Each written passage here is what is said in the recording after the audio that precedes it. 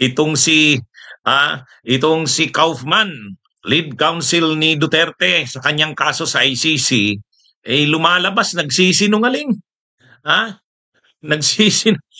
Nagsisinungaling, nahawaan na yata ito ng mga DDS na panay fake news at disinformation. Ito na yung sinabi sa kanya ni Yussi Claire Castro sabi ni Yussi Claire Castro kay Kaufman, Attorney Kaufman, fokusan mo na lang yung depinsang legal kay Duterte. Huwag kang maniwala sa mga pinifeed sa'yo na mga information ng mga DDS. Masisira ka dyan. Ito na nga. Gusto kong i-discuss natin to kasi itong si Kaufman, naalala nyo, sabi ni Kaufman nung nag-file siya ng interim request, urgent request for interim release ni Duterte, nag-file siya nung June 12. Sabi niya doon sa kanyang urgent request for interim release, binasa ko mismo yung text doon Sabi ni Kaufman, pumayag na daw ang prosecution, di ba? Naalala nyo? Kabunyog Gis at 921, Kikumaan at Asnar Pamplona, Dihan Carrion, di ba? Sabi ni Kaufman, yung kanya daw na request para sa urgent release ni Duterte, payag na daw ang prosecution. Wala daw opposition ang prosecution. Ganun ang pagkakasabi ni Kaufman. Kaya nga nag-react si Atty. Crisy Conte ng yung mga abogado ng mga biktima kasi sabi ni Atty. Crisy Conte, para namang binuhusan ako ng malamig na tubig. Bakit naman hindi nag-oppose ang prosecution? Kahit ako, nung unang live ko tungkol sa topic na ito, sabi ko, ano ba to? May under the table ba dito? May usapan pa ba ditong pailalim? Di ba, Kabunyog Rosana na Rumi? Sabi ni Kaufman, pumayag na daw ang prosecution. Pumayag na daw ang prosecution, wala daw objection. Sabi natin, grabe naman kung hindi mag-object ang prosecution. Pinaghirapan itong kasong ito. Tapos pag-motion ng pag-request ng kampo ni Duterte ng urgent request for interim release, hindi mag-object. Parang hindi ka panipaniwala, di ba? Di ba, Marby Rivera? Di ba, Danilo Caballero? Kumusta kayo dyan sa Ontario, Canada? Kaya lang ngayon, ang latest nito, mayroong statement ang Office of the Prosecutor ng ICC. Ito yung sabi. ICC Prosecutor to respond to Duterte release plea. Ano yan June 15, 2025. Kahapon lang. Lumabas yung balita na yan. June 15, 2025. June 15, 2025. Lumabas yung balita. June 15 ba? Sandali. Tingnan ko. Kasi maliit yung yan, June 15, 2025 to 12 a.m. Lumabas yung balita.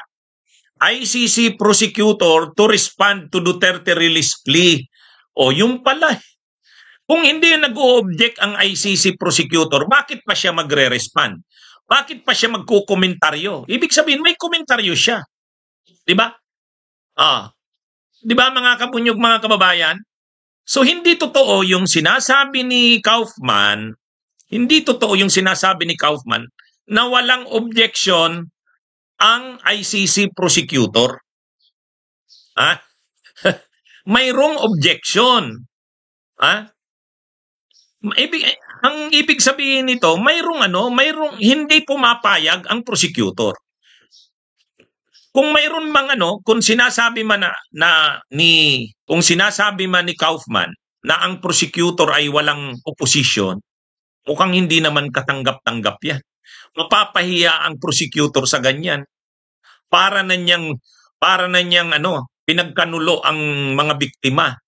Kaya dito, ang prosecutor naglabas na ng statement. ICC prosecutor to respond to Duterte release plea. Ibig sabihin, hindi totoo na wala silang reaksyon. Mayroon. Kaya nga, sabi ni Attorney Butuyan, yung isa sa mga accredited lawyer sa ICC, hindi naman sinabi ng prosecutor na wala silang oposisyon. Kaya dito, maglilinaw ang prosecution. Maglilinaw. So, Mapapahiya yata dito si Kaufman, ah. Mapapahiya. Oh, ah, mapapahiya. Imagine niyo sabihin niya, kaya nga sabi ni ano eh, sabi rin ni ah, maraming nagre-react doon sa sinubmit ni Kaufman na urgent request for interim release eh. Unang-una sinabi ni Kaufman, mayroon na daw bansa na willing kupkupin si Duterte, mag-host para kay Duterte, tanggapin si Duterte. Hindi niya naman sinabi, redacted kasi yun. Pangalawa, sabi ni Kaufman, ang prosecution ay hindi nag-oppose sa kanyang motion, sa kanyang urgent request for interim release. Doon yung medyo nakakabigla naman yun, di ba? Oh, maraming abogado na bigla doon. Bakit hindi mag-oppose ang prosecution? Bagamat si Joel Butuyan, yung accredited lawyer, isa sa mga accredited lawyers, nagsabi na, sabi ni Attorney Joel Butuyan, imposible namang gano'n na lang kadali sa prosecution yun. Pwedeng ang sinabi ng prosecution ay depende sa mga conditions. O yon. Pwedeng ganun ang sinabi ng prosecution. Depende sa mga conditions. Pero yung sabihin na walang opposition ang prosecution, ay mukhang hindi naman pwede yon. O kaya ngayon ito na. Naglabas na ng statement, official statement, ang Office of the Prosecutor. Sabi ng Office of the Prosecutor, they will respond. O yun they will respond. O, ganun po ang pagkakasabi ng prosecutor. Magre-respond ang prosecutor sa interim request. Yung interim request ay yung interim release request ng kampo ni Duterte, ni Kaufman. So hindi totoo. Kasi kung hindi, sa aming mga abogado, kapag ang prosecutor ay nagsabing, okay, Panyero, hindi ako hayaan mo, hindi ako mag-o-object, hindi na talaga siya kailangan mag-comment kasi hindi na nga siya mag-o-object eh. Diba? Parang no objection, so no comment. Wala kang comment. Ay ito nagsabi na ang prosecution. Official yung statement ng Office of the Prosecutor. Ang sabi ng Office of the Prosecutor, the Office of the Prosecutor will file or will respond to the request, urgent request for interim release. So ngayon, anong lumalabas dito? Di sinungaling si Kaufman. Sinungaling si Kaufman. Kasi sabi ni Kaufman, nakausap niya na daw ang prosecution at ang Office of the Prosecutor at wala daw objection. Yun. Pinagmalaki ni Kaufman yon. Linagay niya yun dun sa kanyang sinubmit na urgent request for interim release. Ay lalabas nito, magagalit sa kanya ang korte. Pagagalitan si Kaufman ng ng pre-trial chamber 1, yung mga judges. Kasi yun bakit mo sinabi sa urgent request mo, napayag na ang prosecution? Kaya anyway, abangan natin ito mga kabunyog, pero the fact na nagsabi ang prosecutor na magre-respond ito, ibig sabihin may komentaryo ito. Pag may komentaryo, ibig sabihin hindi totoo na wala kang comment o wala kang parang pag sinabi mo kasing wala kang comment, di payag ka. O sige, hindi ako mag-o-object. Diba? Ang sabi tuloy ni Trillanes nito, alam nyo, si dating Senador Sani Trillanes, sabi ni dating Senador Sani Trillanes, huwag kayong maniwala dyan sa attorney ni huwag kayong maniwala. Siyempre naghahanap buhay yan. Ikaw naman, 150 million ang binayad dyan. Siyempre kailangan niyang ipakita na may ginagawa siya. O nga naman, Oo nga naman. Kaya ito mga kabunyog, mga kababayan, abangan natin ang sagot ng prosecutor. Abangan natin. Hi kay Ricardo Basilla, sabi niya nakachamba rin na live daw. Nahawa na yata ito si Kaufman ng mga DDS. Nagpi-fake news na at disinformation. Kaufman, Attorney Kaufman, Huwag kang masyadong didikit diyan sa mga DDS kasi mahahawaan ka talaga ng pagkakalat ng fake news at disinformation. Ha? Papahiya ka niyan, papahiya ka sa practice mo. Oh, 'di ba? Imagine no, para lang makumbinsi yung pre-trial chamber na i-grant yung kanyang urgent request for interim release, sasabihin mo na pumayag na ang prosecution. Ha? Ha? Pumayag ang prosecution at walang opposition. Hindi nag-o-object sa kanyang request. Ha? Tapos yung pala, naglabas ngayon ng statement ng ACC prosecutor na magre-respond sila to the plea. Yung kahilingan na interim release. Tsaka ito mga kabunyog, mga kababayan, based on facts or data ng ICC, sa 23 una ng ICC, wala pang nabigyan ng interim release. O doon pa lang ang ano na to Ito sa loob ng 23 una ng ICC, wala pang nabigyan ng interim release na may kasong crimes against humanity. O yun malinaw yun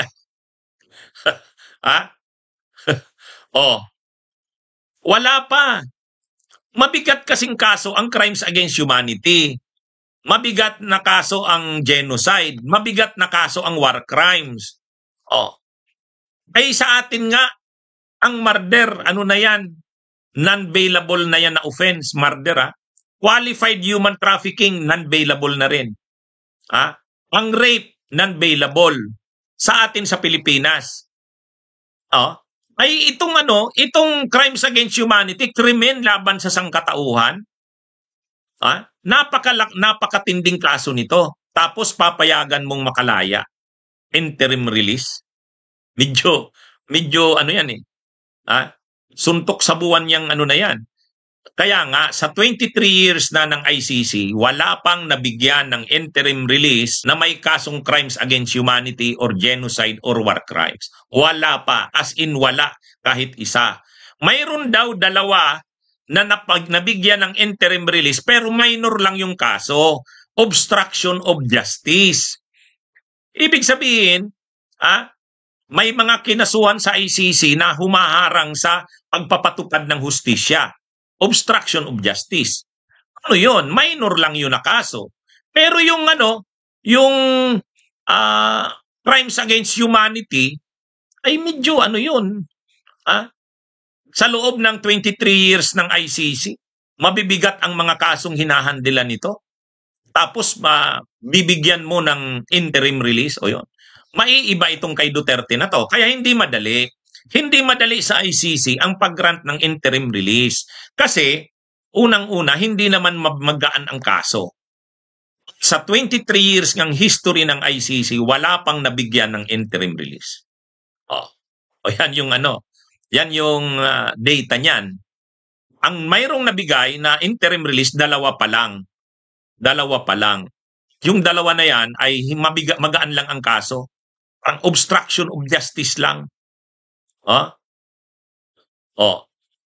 Kumbaga, sabi ng ating mga viewers, bakit may obstruction of justice?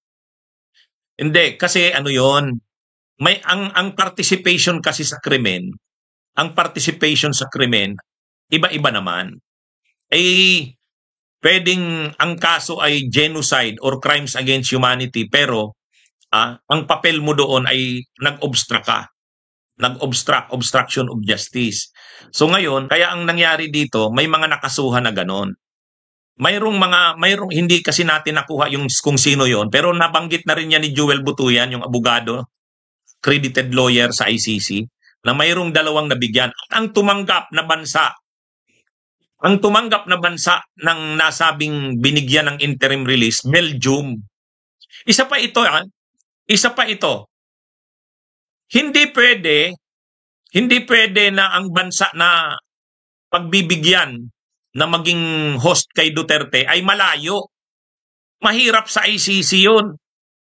Kasi kung napakalayo, halimbawa, Asia, o dito ang mga bansa sa Asia na pwedeng, Cambodia lang naman pala. Cambodia, tapos Japan, South Korea. Yung Malaysia pala, hindi naman. Kaya yung mga kumakalat na Malaysia, wala yon. Kung pwede, Japan, South Korea, Cambodia. Pero kung nasa Japan si Duterte, or nasa South Korea, or nasa Cambodia, pag may hearing, ibabiyahe mo papunta ng ICC. Ha? Paano ang security niyan? Paano ang mga staff niyan na mag-i-escort niyan?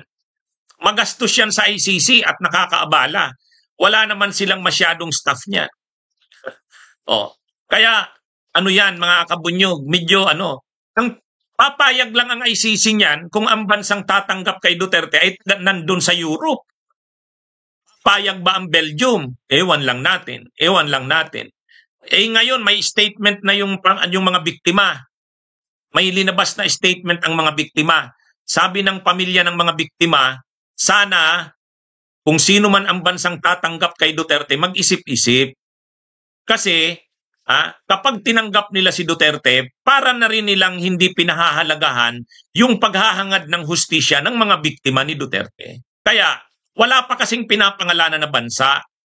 Pero sabi ng pamilya ng mga biktima, kung sino mang bansa ang sinasabi ni Kaufman na tatanggap kay Duterte, sana pag-isipan muna ng maigi. Kasi masakit sa loob ng mga biktima yon. Masakit sa loob ng mga biktima yon. Kasi naghahanap ang mga biktima ng pagpapanagot kay Duterte. Hustisya. Ngayon, kung bibigyan siya kung tatanggapin siya ng isang dayuhang bansa, at hindi niya na mararamdaman ang hirap ng nakakulong sa ICC, masakit sa loob yan ng mga pamilya ng mga biktima. Kaya, kumbaga, naglabas ng pahayag ang pamilya ng mga biktima. Sana, kung sino man bansa yan na nagsasabing tatanggapin nila si Duterte, pag-isipan nila. Kasi, isipin din nila yung pakiramdam ng mga biktima. Kaya, sana makarating nga naman yan sa bansang nagsabing tatanggapin nila si Duterte. Isipin nila, hindi si Duterte. Isipin nila yung mga biktima. Masakit sa loob ng mga biktima na nakakulong na nga si Duterte sa ICC at ito kahit papano nagpagaan na ito ng kanilang paghihirap na dinaanan. Tapos ngayon may isang dayuhang bansa na tatanggap kay Duterte.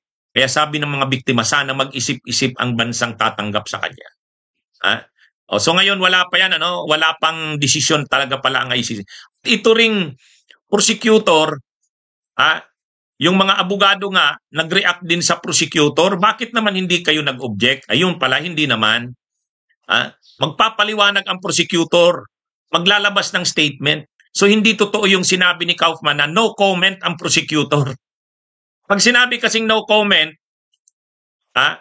hindi nag-o-object, wala nang comment, payag na doon sa request mo. Hindi naman pala ganun. Maglalabas ng statement ang prosecution. So malamang, sabi nga ni Attorney Joel Butuyan, ang sinabi lang yata ng prosecutor, okay,